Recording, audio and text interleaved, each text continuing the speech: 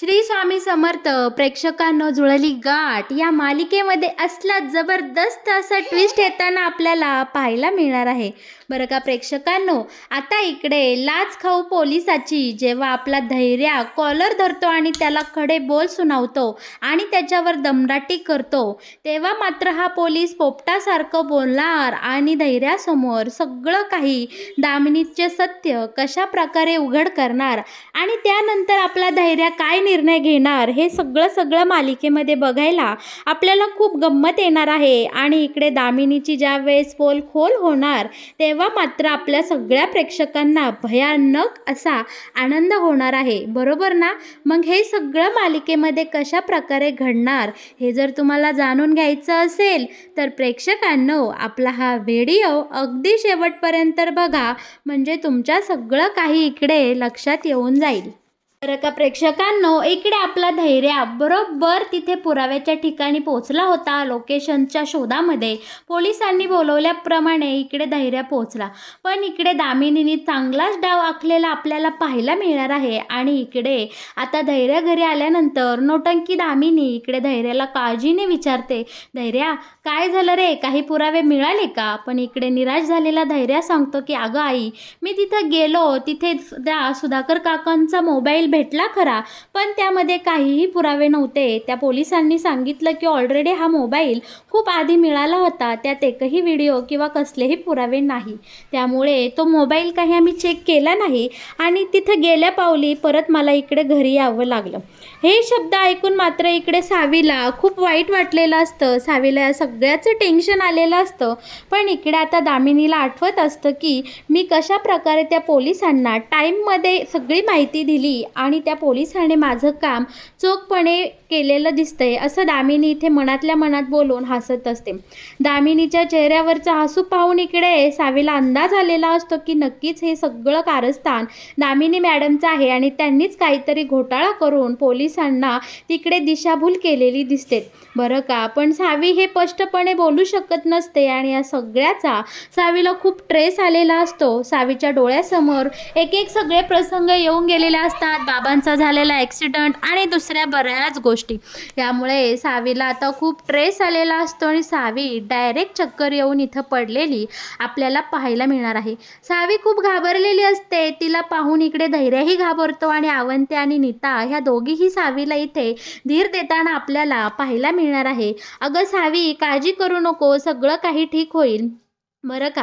इकडे आता अवंती नीता बोलतात की बहुतेक त्या सुधाकर काका मिळाले नाही. या सगळ्याचा सावीला ट्रेस आला आहे, कारण ती कालपासून हेच शब्द ऐकतेत ना. या दोघींनीही आपल्या सावीची बाजू इकडे या दामिनीसमोर निभावून नेलेली असते. पण मात्र या सगळ्या गोष्टीचा धैर्याला खूप त्रास होत असतो.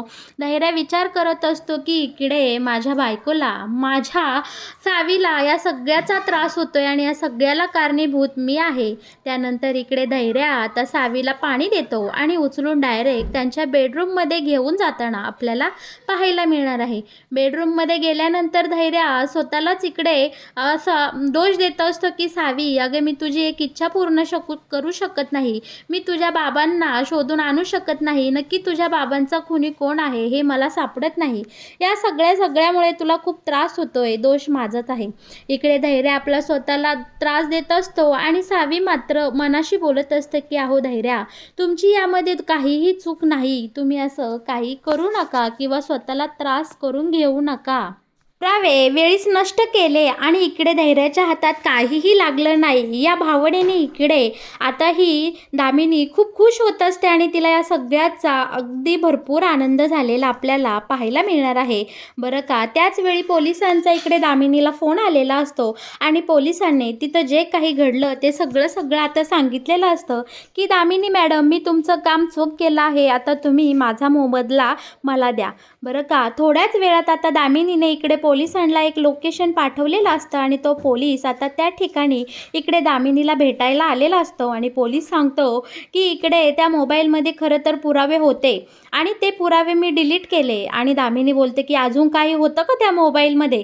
तेव्हा पोलीस बोलतो की मॅडम, बाकीचे फोटो वगैरे होते पण ते काही मी एवढं चेक केलं नाही, पण तुमचा जो काही महत्त्वाचा पुरावा होता तो मी नक्कीच डिलीट करून टाकला आहे आणि तो फोन आता पुन्हा कुणीही चेक करणार नाही याची मी जबरदस्त काळजी घेतलेली आहे बरं का. इकडे दामिनी बोलते की तू तुझं काम एकदम चोख केलं आहे, त्यामुळे हा तुझा मोबदला, आणि मला पुन्हा तुझं तोंड दाखवायचं नाही आणि मला भेटायला परत इकडे यायचं नाही बरं का. इकडे पोलीस खूप खुश झालेला असतो, कारण त्याला या सगळ्याचं भरपूर पैसे मिळालेले असतात. आणि दुसरीकडे आता दामिनी ही निर्धास्त झालेली असते, कारण तिला असं वाटतं की आता सुधाकरपर्यंत धैर्य कधीही पोचणार नाही, आणि एकदा का सुधाकर या कोणाच्या हाती लागला नाही तर मात्र माझा खून पचला जाईल आणि मीच त्या सावीच्या वडिलांचा खून केला आहे हे सत्य मात्र कायमचं लुप्त होईल आणि ते कुणालाही मिळणार नाही.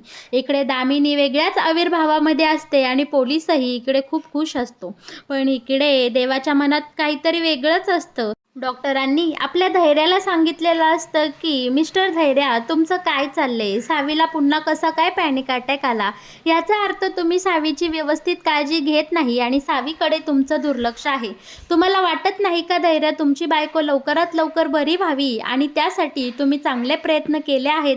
मला असं वाटत नाही की तुमच्या बायकोकडे लक्ष आहे, कारण असा सारखा पॅनिक अटॅक आल्यामुळे सावी कधीही बरी होणार नाही आणि ती अशा अवस्थेत कायमच राहील, असं डॉक्टरांनी इकडे धैर्याला बजावून सांगितलेलं असतं. हरलेल्या अवस्थेमध्ये धैर्य आता घराबाहेर गेलेला असतो. डॉक्टरांशी बोलता बोलता त्याला काहीही सुचत नसतं आणि नेमकं त्याच वेळी त्याला तिथे दामिनी आणि हा पोलीस एकमेकांसोबत बोलताना आणि आई त्या पोलिसांना कसलं तरी पाकीट देते हे त्याने पाहिलेलं असतं बरं का. प्रेक्षकांनो, आता इकडे खरं तर कहाणी में ट्विस्ट आने वाला है. इकडे धैर्या सगळं काही पाहतो आणि ते पैसे वगैरे देऊन देतो, आणि ज्या वेळेस दामिनी तिथून निघून जाते त्यावेळी धैर्या तिथं जातो आणि त्या पोलिसांना विचारतो की यामध्ये काय आहे.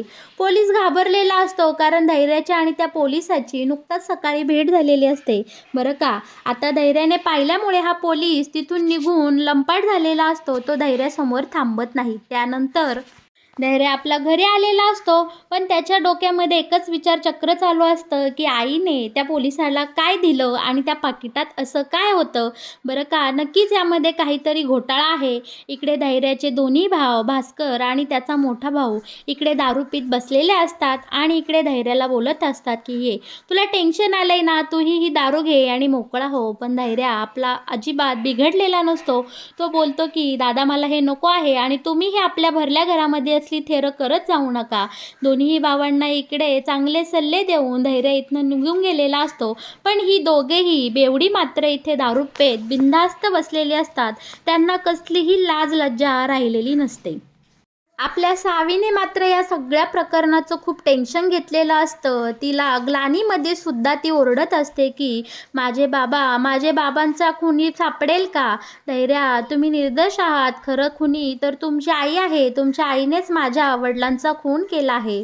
सुधाकर काका जिवंत आहे. सुधाकर काकाला तुमच्या आईने नेलं आहे. असं बरंच काही इकडे ग्लानीमध्ये आता आपली सावी बोलत असते. सावीची काळजी घ्यायला तिथं नीता आणि आपली अवंतीही उपस्थितीत असतात. दोघीही जावा सावीची अगदी आपल्या लहान बहिणीसारखी काळजी घेत असतात. त्या दोघींनाही सावीच्या या परिस्थितीची खूप भीती वाटत असते. त्यांना सावीची खूप काळजी वाटत असते. सावी आता झोपेतून उठते आणि ओरडते की वहिनी, माझे वडिलांना न्याय मिळेल का आणि माझे वडील या सगळ्यातून मुक्त होतील का. आता इकडे सुधाकर काकांना काही झालं नसेल ना. दामिनी मॅडमने नक्की काय केलं असेल.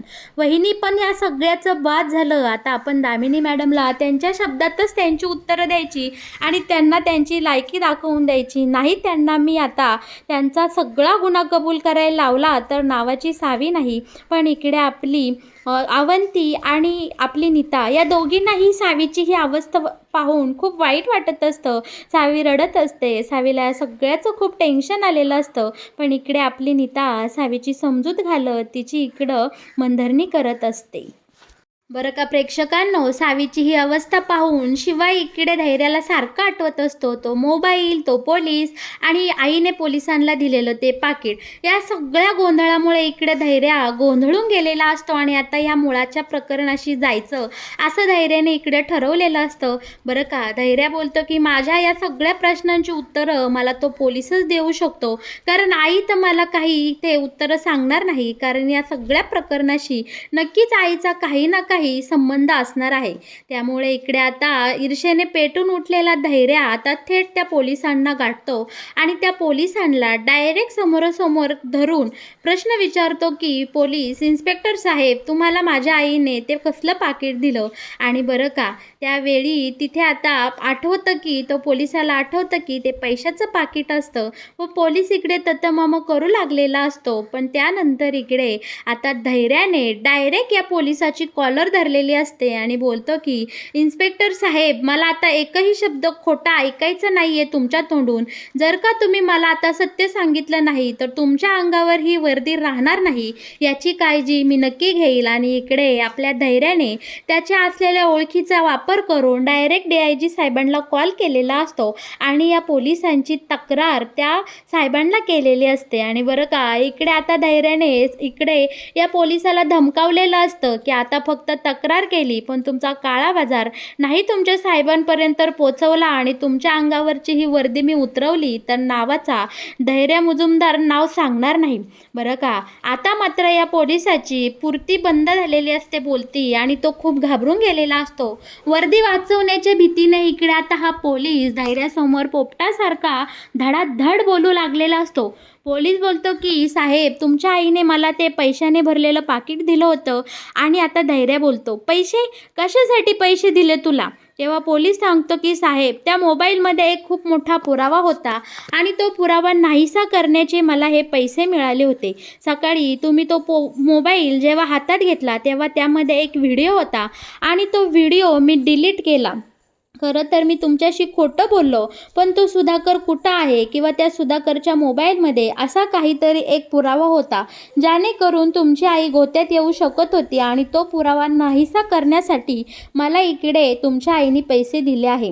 हे सत्य समजतात इकडे धैर्याच्या पायाखालची जमीन हादरलेली असते आणि त्याला आता इकडे प्रश्न पडलेला असतो की आईचा नक्की या सगळ्या प्रकरणाशी काय संबंध आहे. तेव्हा धैर्य आता पोलिसांना अजून दमदाटी करतो आणि त्यांची पोलिसांची पार इकडे धैर्याने वाट लावलेली असते. तेव्हा पोलिसांना बोलतं की अजून काय माहिती आहे तुम्हाला? इन्स्पेक्टर साहेब, पटापट बोला, अजून त्या व्हिडिओबद्दल तुम्हाला काय माहीत आहे?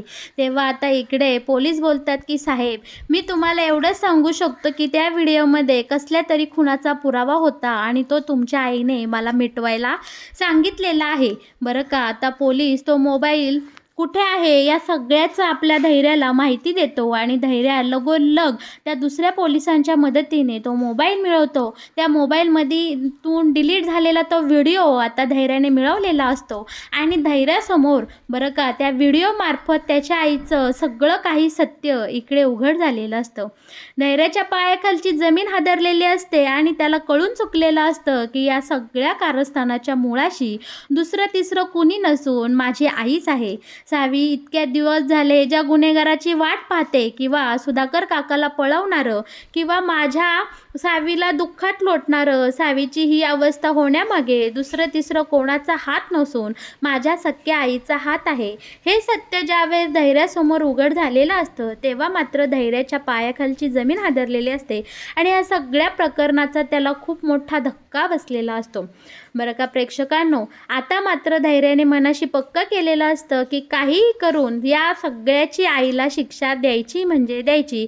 आणि आईला आता मात्र इकडे धैर्य घरी आलेला असतो आणि त्याने आईला आणि सगळ्यांना इकडे हॉलमध्ये जमा केलेलं असतं आणि सगळ्यांसमोर धैर्य आईला इकडे प्रश्न विचारू लागतो की आई, तू पोलिसांना पैसे का दिले? तेव्हा मात्र इकडे आपली दामिनी ततमम करू लागलेली असते. ती बोलते की अरे, असंच एक जुनं प्रकरण होतं, ते निस्तरायचं होतं म्हणून मी त्या पोलिसांना प्रश्न दिले, पैसे दिले. तेव्हा इकडे आता धैर्य बोलतो की नक्की काय प्रकरण होतं, का कसले पुरावे मिटवण्यासाठी तू त्या पोलिसांना पैसे दिले आहेत? आता इकडे दामिनी घाबरलेली असते. तिला थोडासा अंदाज आलेला असतो कदाचित धैर्याला या सगळ्या प्रकरणाची थोडी का होईना कुणकुण लागली. पण दामिनी आता इथे मनाशी ठरवते की आपण जर हा गुन्हा कबूलच केला नाही तर धैर्य काहीही करू शकणार नाही. धैर्य बोलतो की आई, तुझ्या विरोधात माझ्याकडे खूप सबळ पुरावे आहेत आणि तू जे काही आजपर्यंत पाप केलं आहे, तू जो काही गुन्हा केला आहे तो स्वतःच्या तोंडाने कबूल कर, मला तुझ्याकडनं एवढीच अपेक्षा आहे. बरं का, इकडे मात्र दामिनी ठामपणे आपल्या धैर्याला सांगत असते की मी काहीही केलं नाही बाळा, तुझा काहीतरी गैरसमज होते. बरं का, आता मात्र धैर्याच्या इकडे सहनशक्तीचा अंत झालेला असतो आणि तो दामिनीवर खेचाकतो आणि सगळ्यांसमोर तो व्हिडिओ दाखवत इकडे धैर्याने या दामिनीची पुरती वाट लावलेली आपल्याला पाहायला मिळणार आहे. आता मात्र दामिनीचं हे सगळं रहस्य, हे सगळं सत्य इकडे सगळ्यांसमोर उघड झालेलं असतं आणि तिच्या घरच्यांना सगळ्यांना कळलेलं असतं की सावीच्या वडिलांचा जो काही इकडे अपघात झाला, त्याच्यासोबत जे काही घडलं तो अपघात नसून तो घातपात होता आणि तो दुसरा तिसरा कोणी नाही तर दामिनीने केला आहे. आणि इकडे सुधाकर काकांना सुद्धा दामिनीनेच डांबून ठेवलं आहे. एवढ्या मोठ्या सत्याचा इकडे आता सगळ्यांसमोर उलगडा झालेला असतो आणि सावीलाही अखेरीस इकडे आता न्याय मिळणार असं वाटू लागलेलं असतं. बरं का प्रेक्षकांनो, आता धैर्या दामिनीला नक्की काय शिक्षा देणार हे सगळं पाहायला आपल्याला खूप मज्जा येणार आहे. त्यासाठी आपले रोज येणारे व्हिडिओ तुम्ही बघत जा. बरं का, तुम्हाला या मालिकेचे असेच नवनवीन अपडेट जर सगळ्यात आधी जाणून घ्यायचे असतील तर तुम्ही आपल्या या व्हिडिओला लाईक करा आणि हो आपल्या चॅनलला सबस्क्राईब केल्याशिवाय अजिबात कुठे जाऊ नका. धन्यवाद.